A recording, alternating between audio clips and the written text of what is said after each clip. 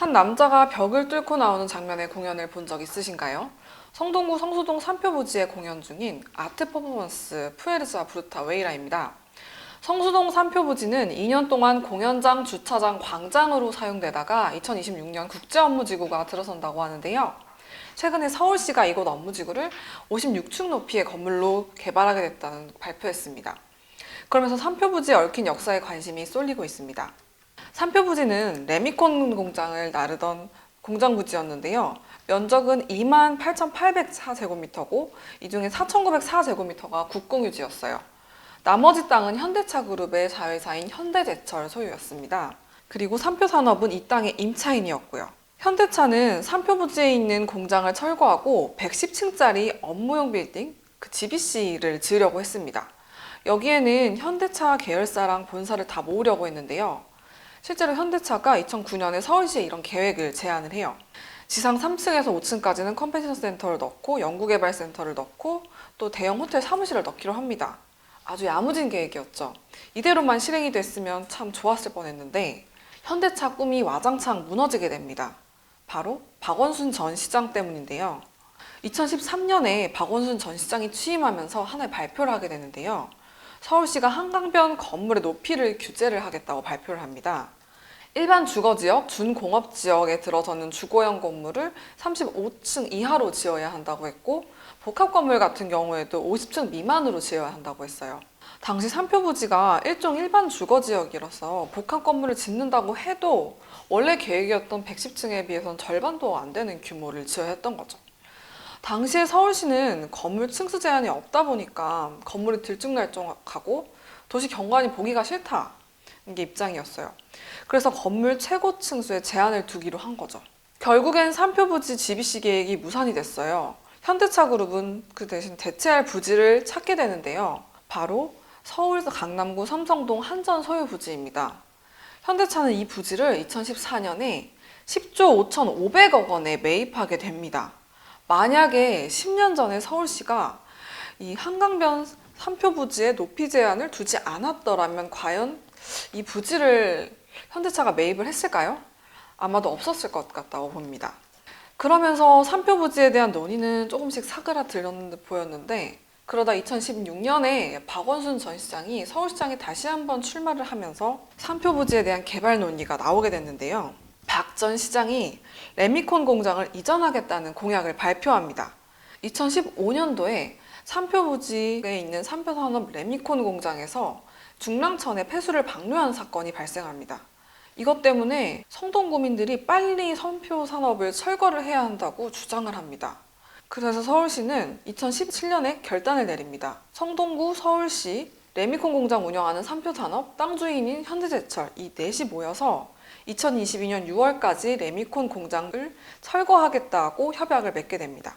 하지만 여러분 알다시피 레미콘 공장은 대표적인 유해시설이에요. 우리 동네가 반기지 않는 시설을 다른 지역이라고 반길 리가 없겠죠. 삼표산업공장은 대체 부지를 찾을 수가 없었고 그래서 결국 조건을 내겁니다. 나한테 공장 부지를 팔면 레미콘 공장을 철거하겠다 하고 말입니다. 그런데 이 제안을 서울시가 받아들여요. 어떻게 된 일일까요? 서울시 입장도 어쩔 수 없었습니다. 당시 공원화를 하려면 서울시가 기존 삼표부지를 사들여야 했는데요.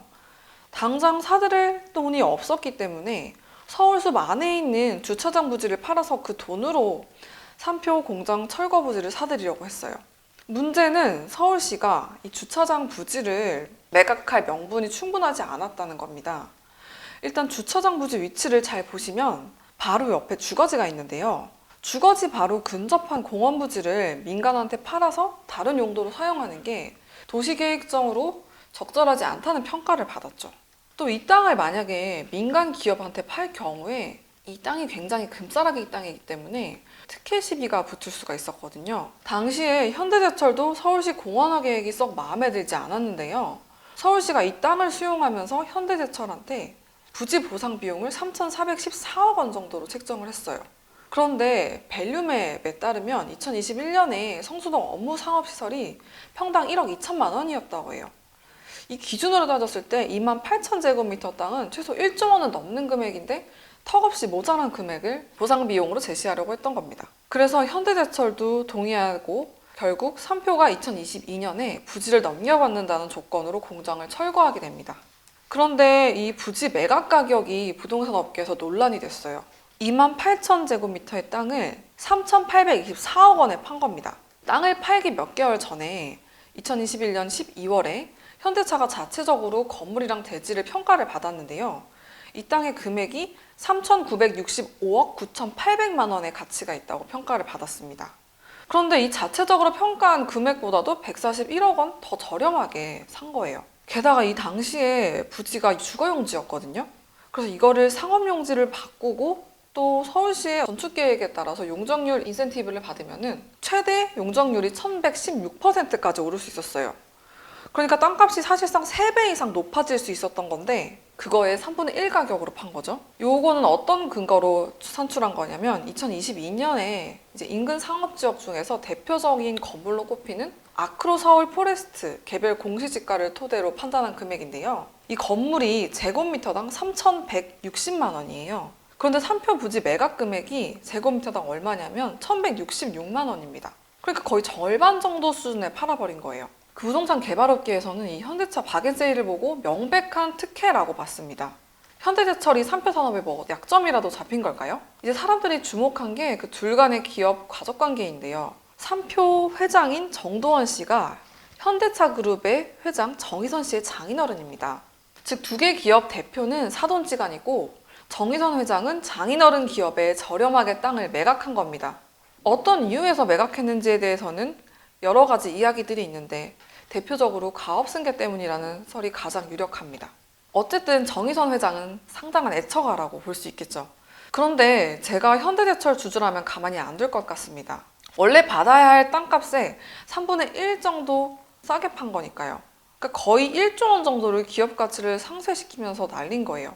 만약에 현대제철 주주들이 이 땅이 저렴하게 팔려가지고 우리 수용이 온전하게 실현이 안 됐고 또 배당도 줄어든 거다 하고 주장을 하면 여기에 대해서 현대제철이 별로 할 말이 없는 겁니다. 실제로 여기에 대해서 소송을 할 경우에 승소할지 패소할지 여부에 대해서는 좀 의견이 갈리지만 어쨌든 이상 삼표 부지에 얽힌 역사 이야기였습니다. 재밌으셨나요? 들어주셔서 감사합니다. 구독과 좋아요, 알림 설정도 부탁드립니다.